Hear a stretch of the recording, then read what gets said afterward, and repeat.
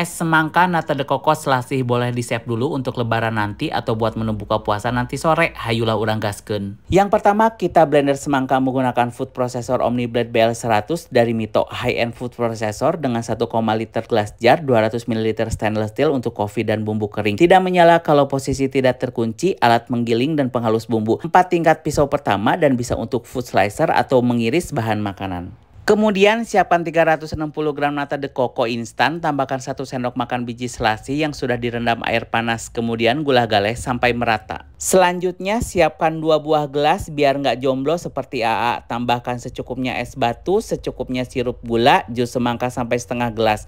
Kemudian lanjut diisi penuh dengan campuran nata de coco dan biji selasih. Tinggal dikasih garnish potongan semangka biar lebih cantik dan menggugah selera. Jangan lupa digula galeh dulu, ini seger banget hingga tetes terakhir. Wilujeng nyobian pamiarsa.